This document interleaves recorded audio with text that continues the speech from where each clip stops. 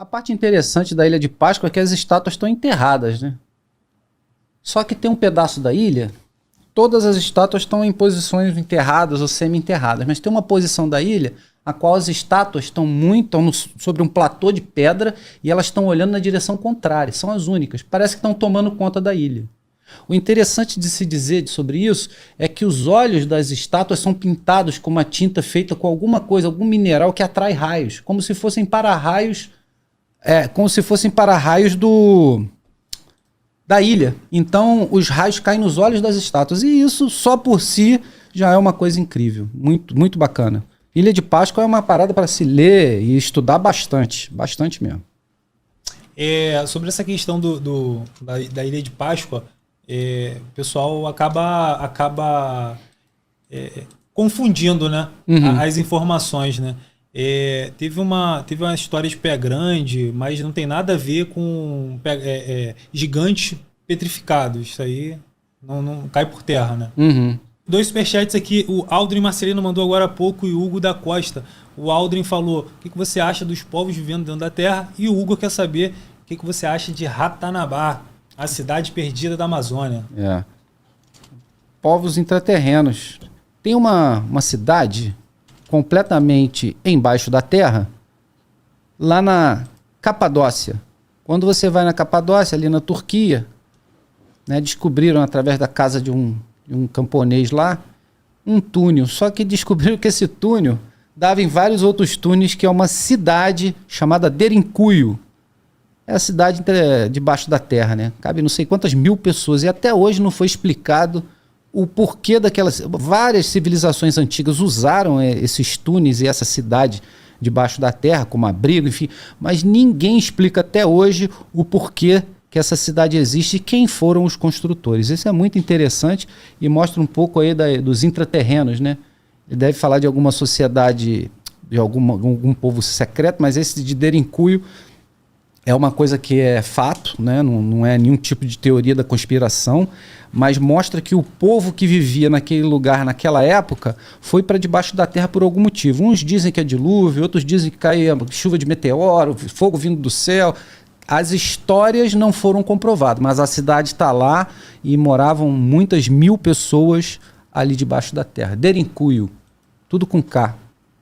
É interessantíssimo. É uma coisa que tu olha e fala, pô, cara, isso é coisa de formiga, mas não é não. Tinha lugar para botar gado, lugar para guardar comida. E o mais interessante é que você não vê marca de fogo, né? Porque quando você...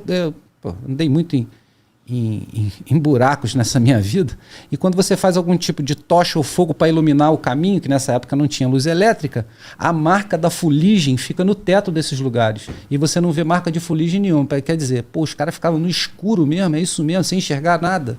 Então é bem interessante a cidade de Derinkuyu, quanto a povos que vivem embaixo da terra. Sobre a Ratanabá, né? Ah, sim, Ratanabá. Eu conversei muito com o Carcará. Carcará é um amante da Amazônia, né, cara? E conhece tudo que se falar de Amazônia. Uma das grandes missões que nós fizemos juntos, que foi a Timbó, que foi comentada aqui no outro podcast. Carcará estava comigo. E ele, pô, desbravou muito, sabe muito sobre a Amazônia. E foi ele que chegou para mim e falou assim, cara, acho que Ratanabá é tudo invenção aí de mídia, que não sei o quê. Ele falou que sabe que existem algumas civilizações perdidas na Amazônia. A Pedra do Ingá mostra isso. É uma pedra que tem lá na Amazônia, chamada Pedra do Ingá. Mostra que povos antigos passaram por ali. Mas agora que essa Ratanabá, que é tipo uma Eldorado amazônica, eu nunca li muito a profundo. Depois que o Carcará me tirou esse brilho, né, eu todo querendo saber, ele falou, não, cara, isso aí não... Eu acho que é causado. Eu falei, pô, tudo bem. Não fui a fundo, mas tem muito material na internet falando, inclusive imagens de LiDAR. LiDAR é um drone. LiDAR é o dispositivo, mas é um drone que fica com LiDAR, que é um dispositivo que fica dando tiros de raio laser o tempo todo, e ele consegue ver o relevo do local tirando a vegetação. E isso é bem bacana, né? Porque você consegue ver o que está embaixo da selva. Aí você consegue ver ruínas e tudo. Aí tem algumas que tentam provar essa existência dessa cidade perdida de Ratanabá. Mas até agora ninguém provou nada. Então o Carcará te desestimulou, cara. Me desestimulou. Talvez não intencional, mas... E ele é um cara que eu confio muito nas pesquisas dele. Da mesma maneira que algumas coisas que eu falo com um pulso mais forte, ele confia, eu também confio no que ele fala. Mas aí parti para outras pesquisas. Jason, do canal Revelar, Ele fala que das teorias das conspirações seria uma ótima collab aí com o Julião. E ele fala aqui, qual o simbolismo dos pilares de Hércules? Um está em Gibraltar, próximo à Atlântida, e o outro na Indonésia, próximo à Lemúria, ambos afundados no dilúvio. Lemúria e Atlântida, né, são indícios, porque não provaram nada até hoje, né, procura-se até hoje. Tem uma citação de Platão, um grego famoso, antigo, que cita Atlântida, né, mas até hoje não foi encontrada. E o Estreito de Gibraltar é o que ele está falando. As colunas ficavam uma em cada lado, aquele estreito ali. E são exemplos de povos antediluvianos, que teriam sua história antes do dilúvio. É o que reza a lenda, né? Mas até agora eu vejo que tem muitos pesquisadores procurando. Cada um fala uma coisa em um lugar, enfim, né?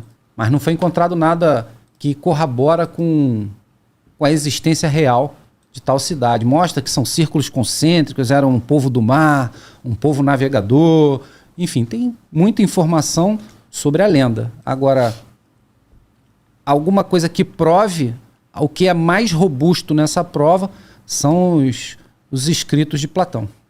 O eterno aprendiz, Denner, sempre está aí com a gente também. Ele pergunta, Glauber, e Comanfo e Júlio, o que vocês acham da vida após a morte? Existe vida após a morte na sua concepção aí, Júlio? Bem, difícil, né? Sem ter religião. A vida após a morte é muito defendida na religião espírita kardecista. Minha mãe era espírita kardecista e frequentei bastante com ela, né? Jovem, adolescente, frequentei bastante. Uma doutrina bastante bacana e tudo, mas eu sugiro, que eu já citei anteriormente, ver o filme Data Limite. Veja o filme, tire suas conclusões, do que é melhor do que saber a minha opinião pessoal. Vê o filme Data Limite, vai te dar muito subsídio para você ter as suas conclusões. Perfeito. É o Andar Descalço. Ele fala sobre o Edward Snowden. Aí ele pergunta aqui, você sabe dele? Ele vazou informações secretas, espião, e ele também falou que os tiroteios em escolas são... False flag. E MK Ultra. Ele fala aqui, tiroteios em escolas e MK Ultra. Sim, sim. Lembra que eu comentei sobre super soldados completamente... O MK Ultra na atualidade...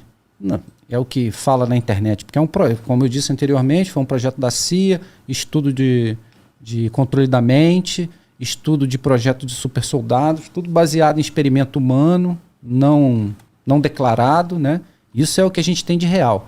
Dizem que o projeto foi cancelado, é óbvio, né? Porque a CIA foi a júri, né? Pagaram multas milionárias por causa dos experimentos, enfim. O que tem de fato é que foi encerrado, mas sabe-se lá se foi encerrado ou não. Parece que existem escravos, isso aí é coisa de internet, escravos do MK Ultra até hoje. Ele está falando isso aí dos tiroteios em escolas, né? Os tiroteios em escolas, a internet, alguns da internet vêm dizendo que são coisas de bandeira falsa, como eu falei. Fazer um certo tipo de ação para chamar a atenção da mídia e desviar a atenção do público do que está acontecendo. A gente tem visto bastante esses tiroteios e algumas páginas da internet classificam esses atiradores como escravos do MK Ultra. Eles fazem isso sem mesmo saber ou sem mesmo querer, né? E é isso que ele está querendo dizer aí. Qual foi o começo da pergunta? Foi sobre... Foi o Snowden. O Edward Snowden. O interessante de falar do Edward Snowden é que ele era agente da CIA, ele era da inteligência, então ele tem muita informação privilegiada. Agora, o que dizem é que ele simplesmente catou essas informações e está usando essas informações a favor dele. E isso já é contra a lei, por isso que está sendo perseguido, enfim, né? Como é que você trabalha num lugar de compartimentação da informação e depois você pega isso para usar contra outras pessoas? É meio complicado, né? Esse mundo aí da espionagem, da inteligência e de informação de dado negado é É complicado, é complicado. Você não pode defender o cara ou falar que ele sabe demais ou que ele está abrindo coisas que ninguém sabe, porque dentro desse mundo aí é lobo comendo lobo, né? Então, vai saber qual é a real intenção dele. Mas ele está bem em evidência aí há bastante tempo sobre informações privilegiadas e teorias da conspiração. Isso é fato verídico. E aí é espionagem ou contra-espionagem? Espionagem é quando você está fazendo o ato. Contra-espionagem é quando você está se defendendo do ato de espionagem. E contra-espionagem, aí fica nesse... botar palavras contra na frente até um ficar defendendo do outro, né? Mas o ideal é espionagem contra espionagem. E à medida que você for tentando obter esse dado negado de um lado, ela vira contra e por aí vai. O Gabriel Nascimento, Hernani Castro se tornou membro, em seguida o Gabriel Nascimento mandou o superchat. O que você acha da regulação da internet? Vai servir apenas para perseguir alguns? Pergunta bem... Brasil, aí tá falando Brasil, né? Vamos lá. Eu tô com a camisa da extrema liberdade, sou contra qualquer tipo de regulamentação de qualquer coisa. Para mim o mundo tinha que ser livre, cada um faz, não o que quer, mas seguindo leis básicas, mas de regulamentação de informação, cara, isso é o fim da picada. Eu sou totalmente contra, esse é um posicionamento meu, de qualquer tipo de regulamentação de internet. Conhecimento é livre.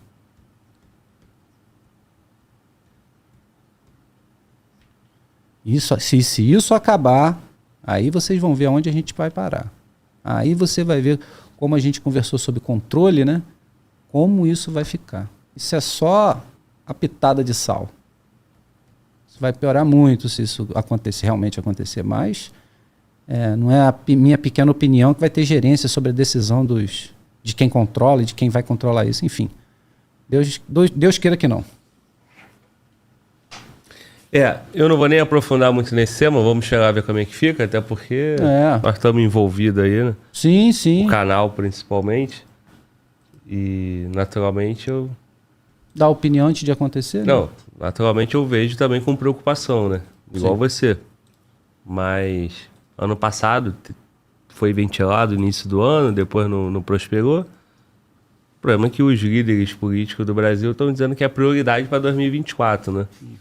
Então, vamos acompanhar e vamos ver como é que fica. Isso. No momento certo, a gente volta a falar sobre isso.